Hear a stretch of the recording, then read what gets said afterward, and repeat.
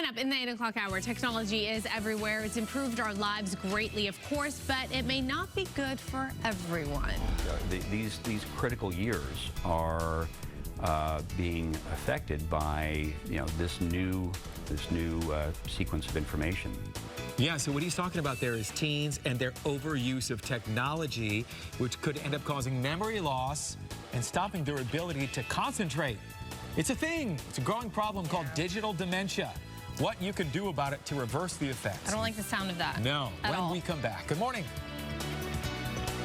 In the meantime, let's talk about, well, the reality that we live in now, right? Modern society is dictated by our constant connection to technology. You ever see teenagers? Well, even us, constantly, right? What was that? Exactly. Was that who now? Yeah, younger people raised in this digital age are showing signs of short-term memory loss because of addiction to technology. Vanessa Borge has more on what's being called digital dementia.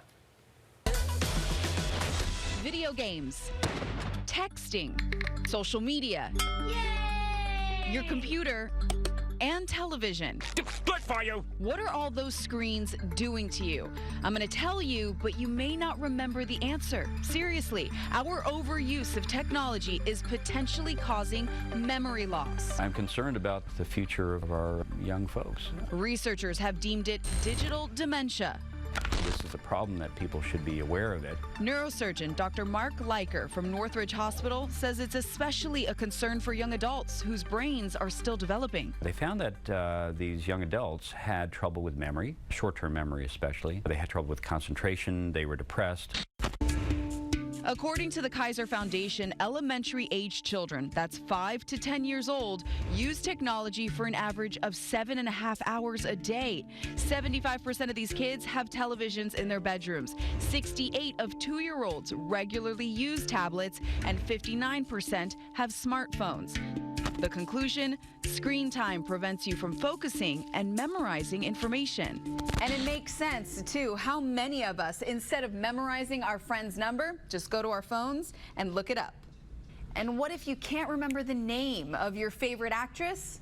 Just Google it. Nowadays, you just ask Siri, what's the largest volcano in the world? And in 2 seconds, she'll give it to you. And all that Siri and Googling is serious and scary. Just hold nice and still.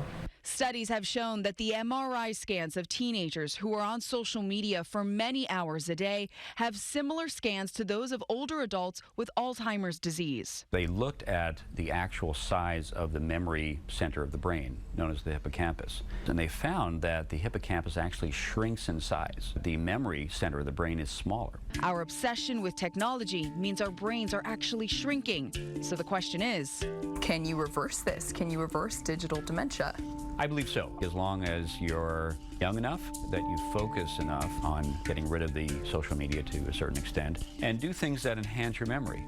In order to reverse digital dementia, you got to work your brain. Dr. Leiker suggests memory games, reading, and even exercising to improve your memory. And for your child, consider having them learn how to play an instrument or learn a new language. Back over to you guys. Oof. Oh my gosh. You know what? I remember when I was younger and I didn't know the answer to something, my mom would make me go to get the encyclopedia. Something called an encyclopedia. Exactly. Kids. Even to spell something.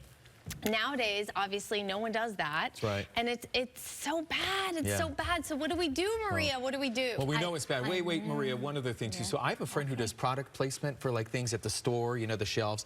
They fight for the things that are right, eye level, right in front of your face, specifically for younger people. Because of the addiction to this, they are, so there's a state, they don't see things in the periphery anymore. Like it's becoming where they just see it right in front of their face. Yeah. That's just another effect of being on a phone, having it right in front of your face all day. So there you go. Then your kids see us on our phones all the time. So it's kind of like a mixed message. You're telling them not to do it, but then we're doing it. That you took the words out of my mouth, because I said you can say and do all these things, but you're the example, right? So you need to start with yourselves as parents first. And I include myself in that. But my other advice is just to sign them up for every sport available. Or music lessons. Yeah, from piano to golf to basketball and soccer, all of that combined. So yeah, that'll keep you busy. Anyway.